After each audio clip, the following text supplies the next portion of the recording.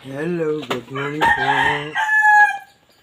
Para po sa mga matataas po ang blood sugar, kailangan nyo lang bumili ng ganito po, One Touch.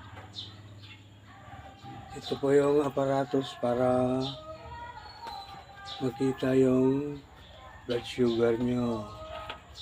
Ganito po siya. Kailangan nyo lang lagyan ng chips.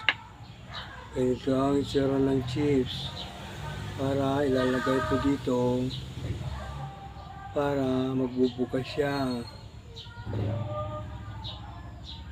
Ngayon, dapat meron ka din ganito siya.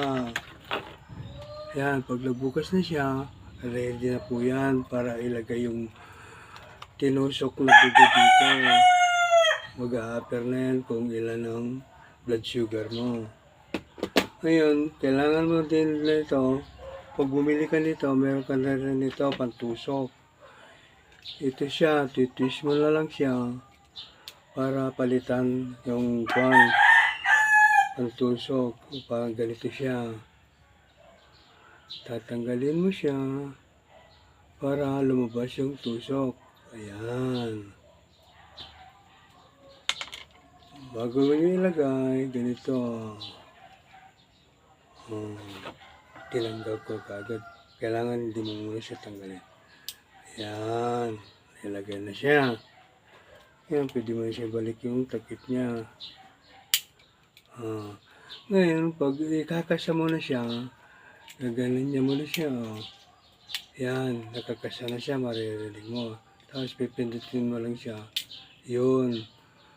Pag nilagay mo na siya dito, pinindot mo, tatagas na yung dugo. Saka mo ilalagay dito.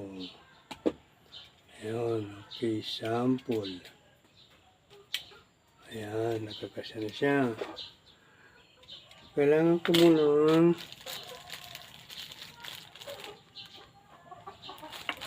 lagyan ng alcohol. Maiwasan na ang infection. Yun, mga katropa. Ayun. Ayun, lumabas na ang dugo kagad. Mga tropa. Ayan, pwede man siya pisilin para madami pa yung lalabas na dugo. Ayan, pwede mo na siyang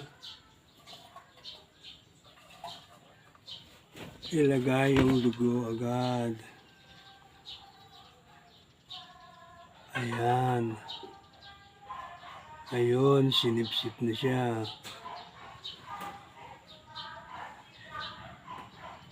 Ayun, lumabas na kung ilan ang dugo mo. 169. Grabe, mataas pa rin. Kailangan may pinaka-normal 120. Mataas pa rin ng blood sugar ko. Tuloy-tuloy ang aking natin. Yan, pag tinanggal mo na siya, nakita mo na 169, nagamit mo na siya. Disposable ito. Meron din akong lagay ng disposable. Ayan po yung mga nagamit ko. Ayan, nakita mo na kung ilan ang blood sugar mo. Ganon. Ngayon, 1 years lang din to. Tatanggalin mo na to.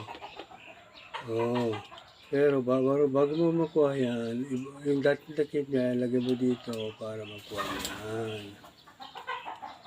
Ayan.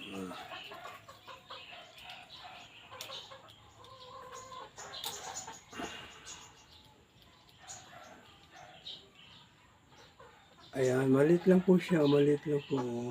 Maliit lang po ang tusok niya. Kailangan 1 days din. I-dispose na rin po natin yan para malayo sa infection. Ganun po. Masaya yung ginagamit ko. Pagka-dispose na rin yan 1 week. Ngayon, punta naman tayo sa insulin. Ibubukas po tayo ng panibagong Science. Ayan po siya, bagong-bago. Ngayon, kakukuha ko lang ito insulin ko sa storage, malamig po. Pag medyo sobrang malamig, ganyanin mo para uminit siya, matunaw, hindi siya masyadong malamig pag i-inject sa katawan. Ayan. Ayan, maglalagay na po na ako ng ayan, ang tusok niya.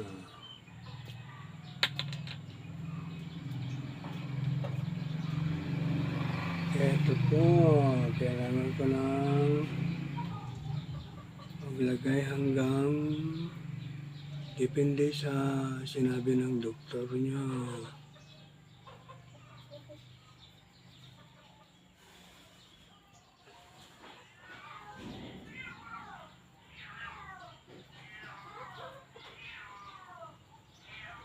Ayan. Kapag-lagay na po na tayo. Ayan, palabasin mo ng konti. Ayan. May lumabas na. Kailangan mo ng mag-inject. Ayan. Araw-araw yan kailangan lumabas. Pag nag-insulin ko. Ngayon, kailangan na natin itusok.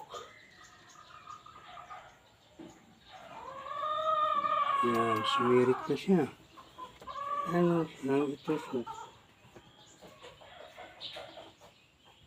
Ayan.